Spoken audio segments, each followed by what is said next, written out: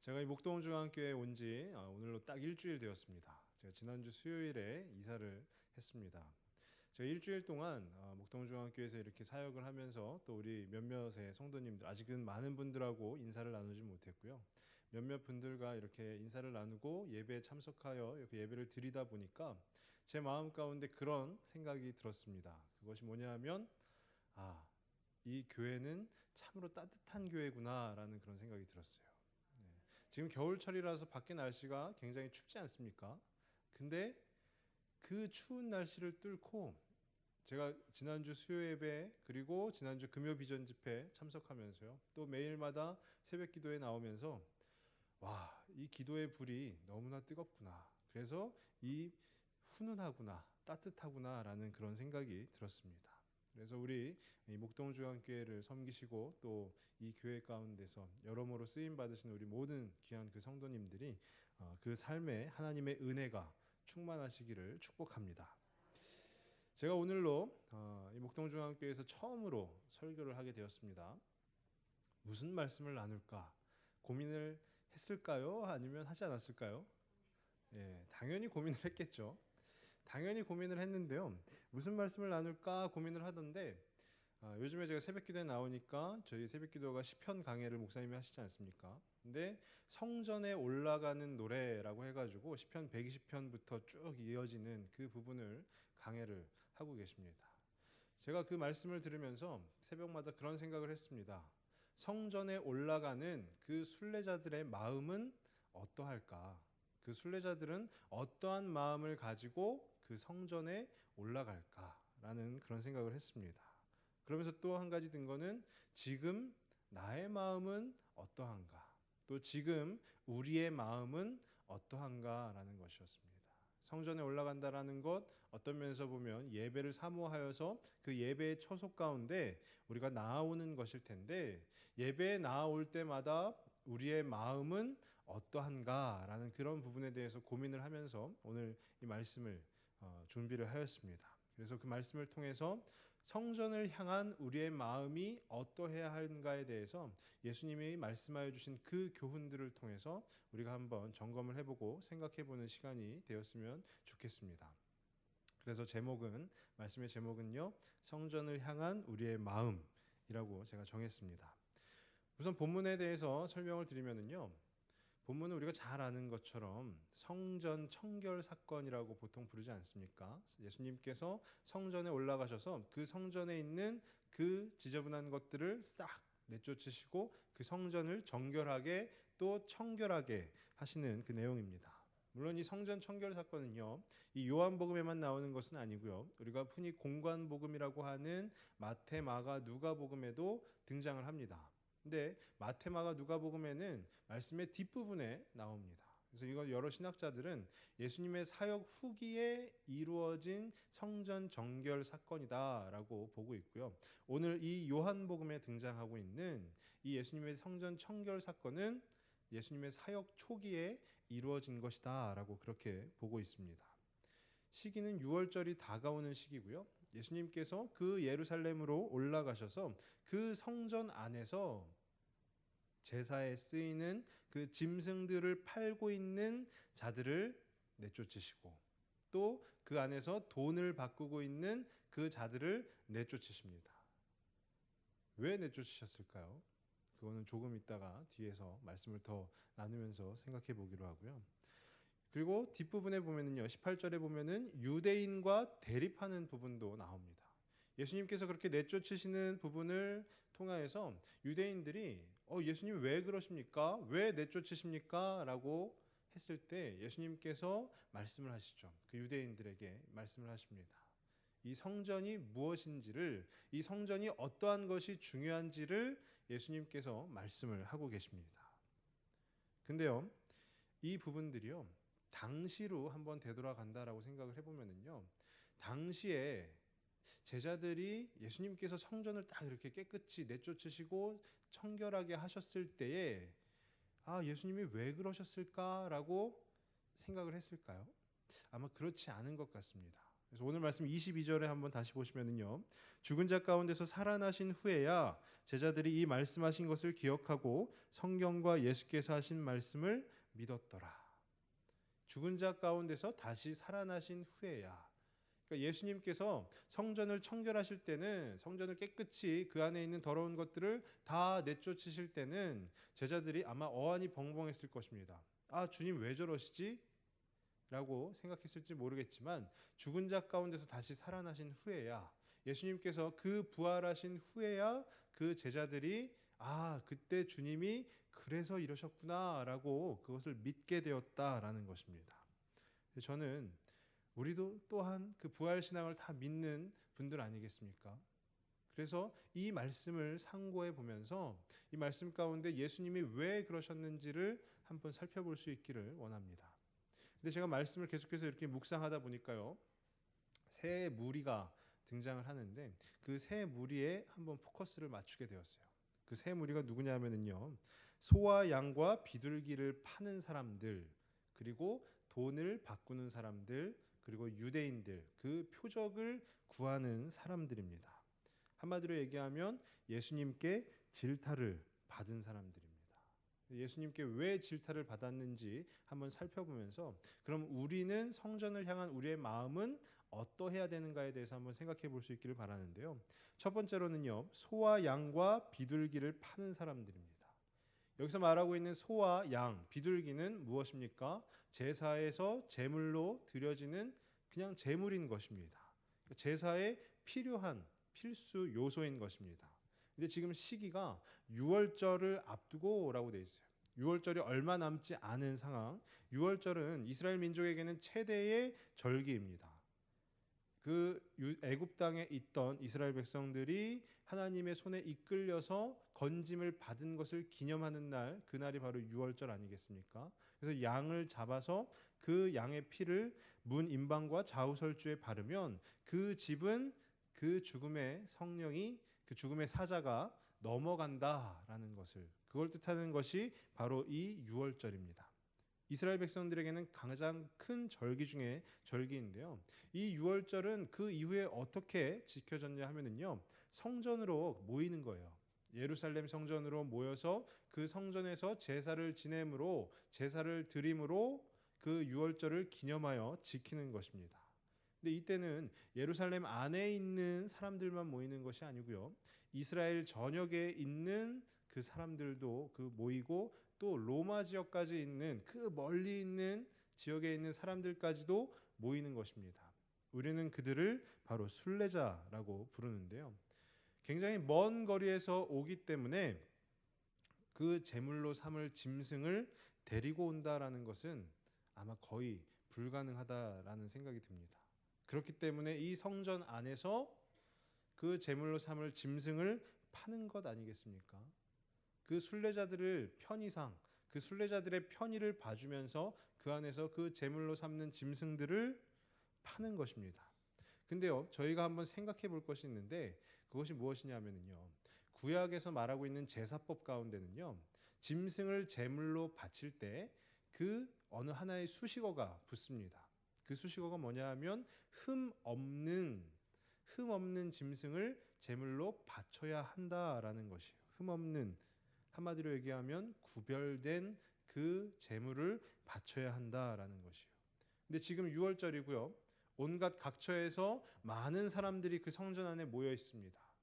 한번 생각을 해보십시오. 그 성전이 얼마나 정신이 없겠습니까? 아마 돗대기 시장 같지 않겠습니까? 제가 인도로 지금부터 한 15년 전인가요? 인도로 이렇게 선교를 간 적이 있는데요. 인도는 힌두교를 신봉하고 있는데요. 뭐 다원주의이긴 하지만요.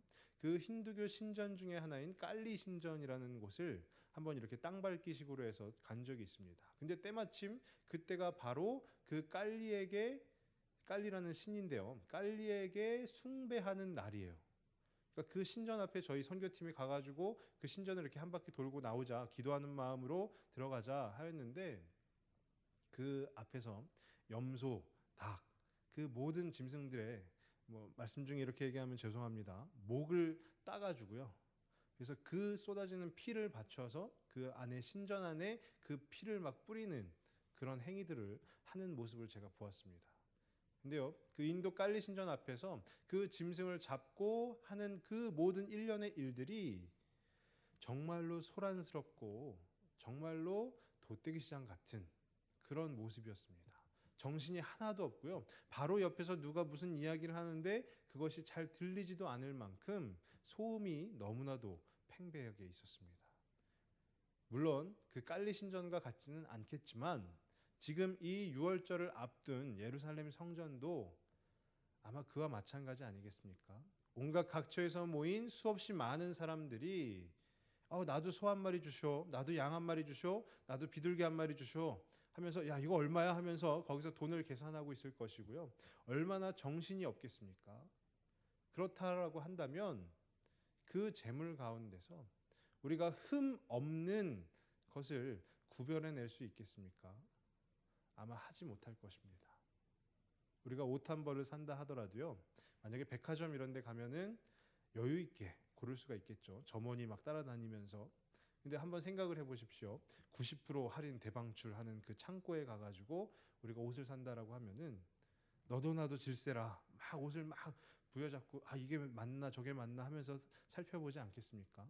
거기서 제대로 된 옷을 어떻게 딱 이리 재고 저리 재가지고 우리가 그 옷을 구할 수 있겠습니까? 예수님께서 그 짐승들을 팔고 있는 자들을 채찍을 만들어서 내쫓으신 이유는 다름 아니라 준비하라는 것입니다. 성전에 나와서 제사를 드림에 있어서 준비하라는 것이에요.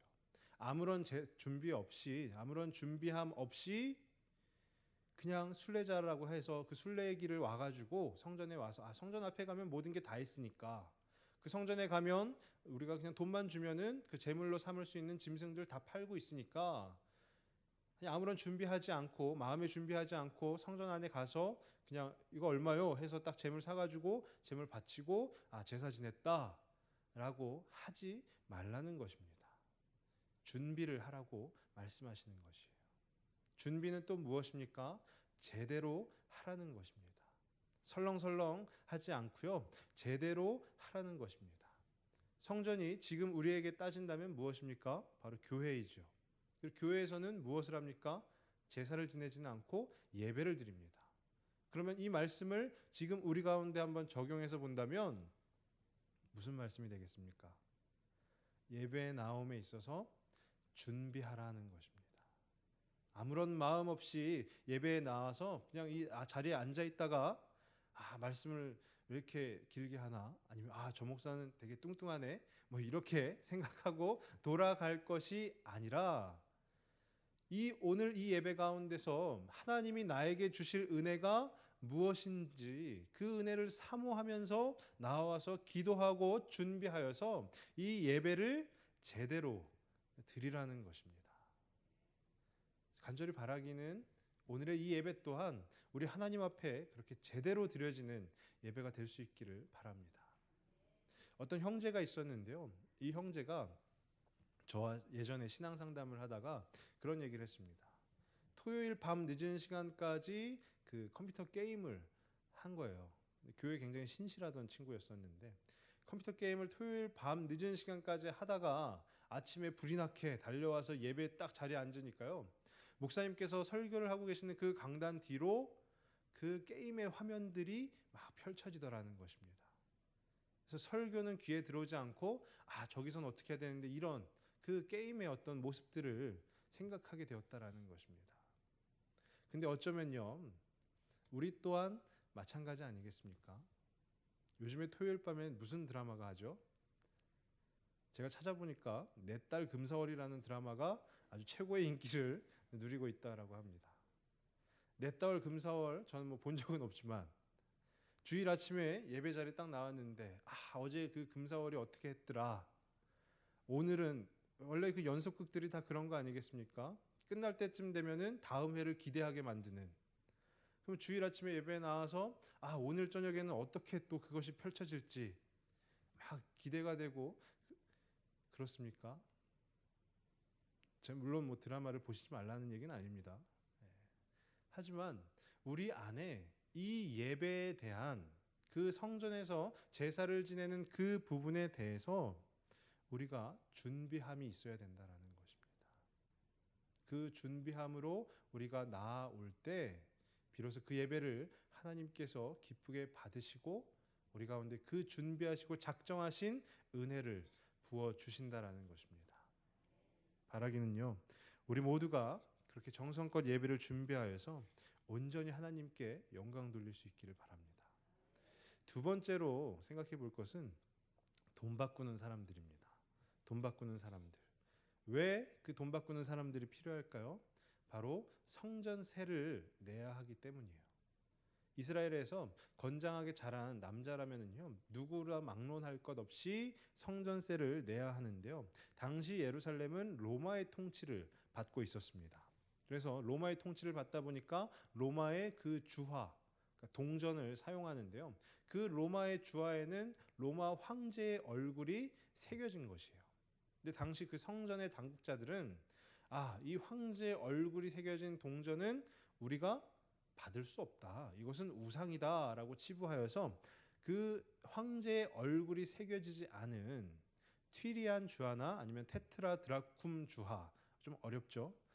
튀리안 주화나 테트라드라쿰 주화만 받게 되었습니다. 그렇기 때문에 어쩔 수 없이 멀리서 오는 그 순례자들이 그 지역에서 쓰여지고 있는 주화를 구할 길이 없으니까 그 성전에서 환전을 해주는 것이에요. 근데 이것은 어떤 면에서 보면은요, 우상으로 돼 있는 주화를 그 동전을 쓰지 않고 우상이 아닌 그 동전을 쓴다라는 것, 좋은 것 아닌가? 오히려 그것이 더 타당한 것 아닌가라고 생각을 할 수 있겠지만은 그렇지가 않다라는 것입니다. 왜냐하면은요,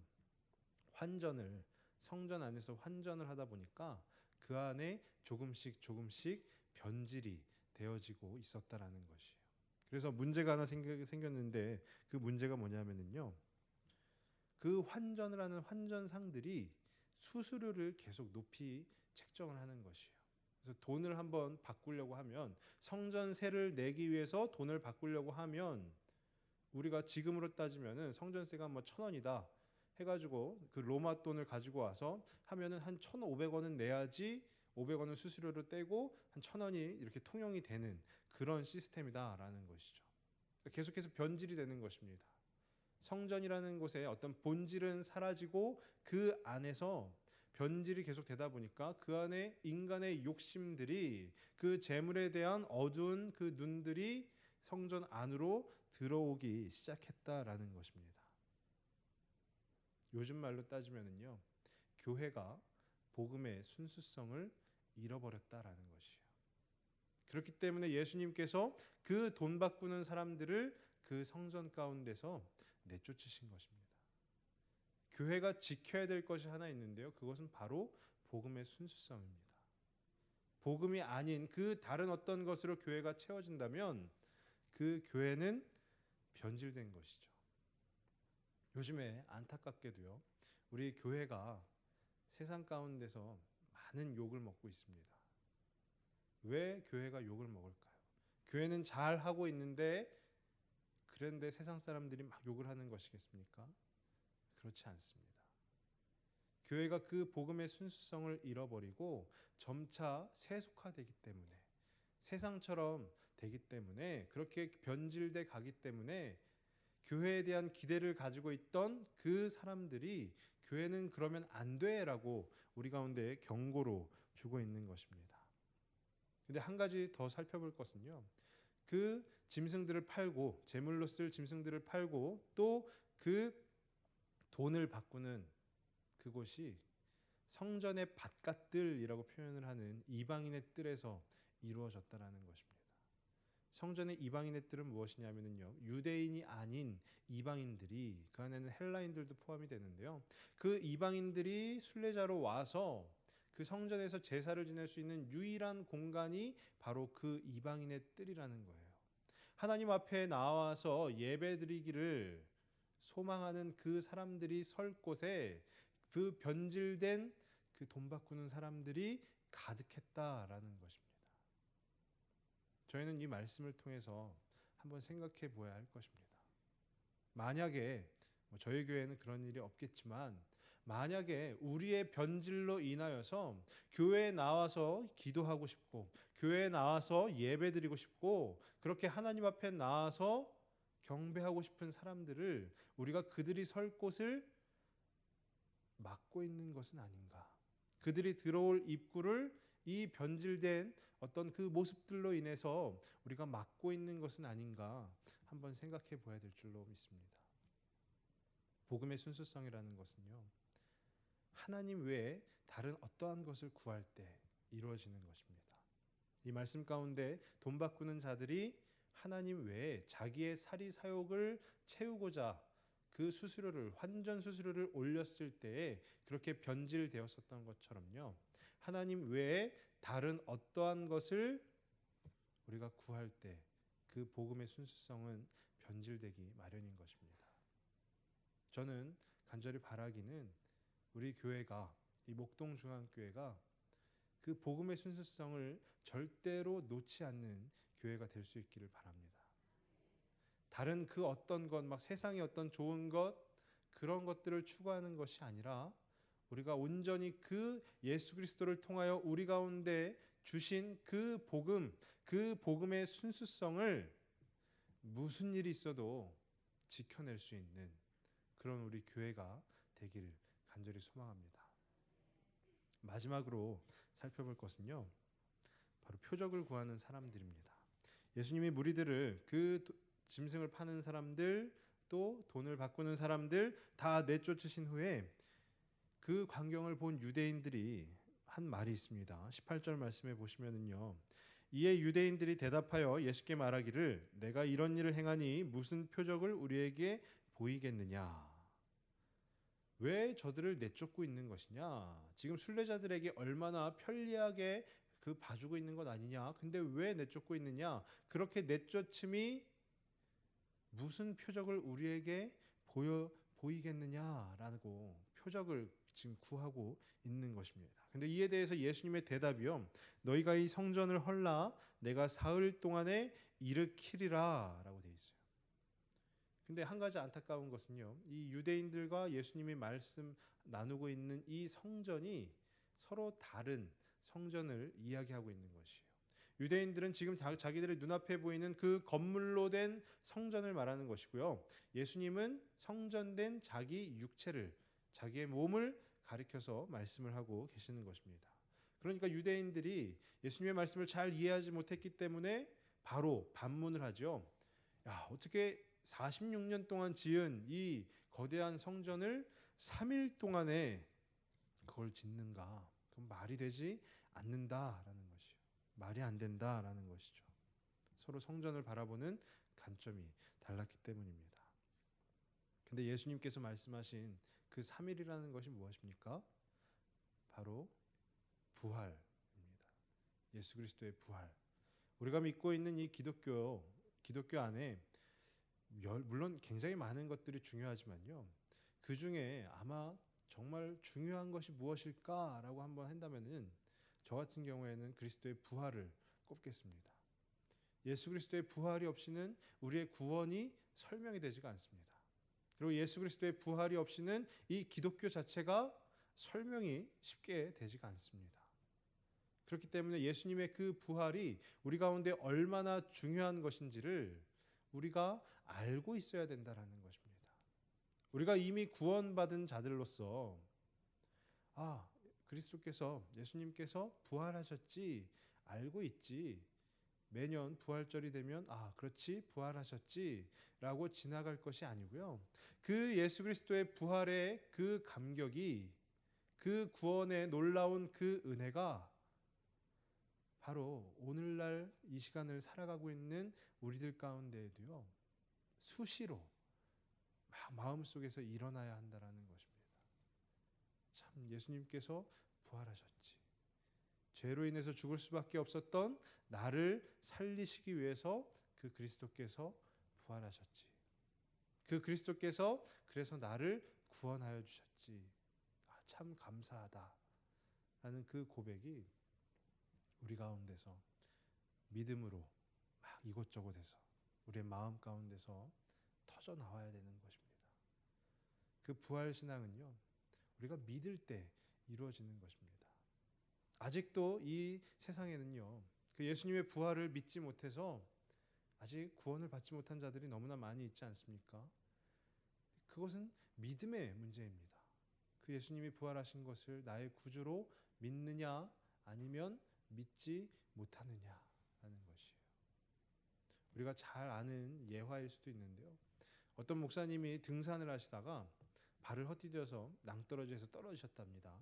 근데 천만다행으로 나뭇가지를 붙잡고 아직 목숨을 유지하고 생명을 유지하고 계신 거예요.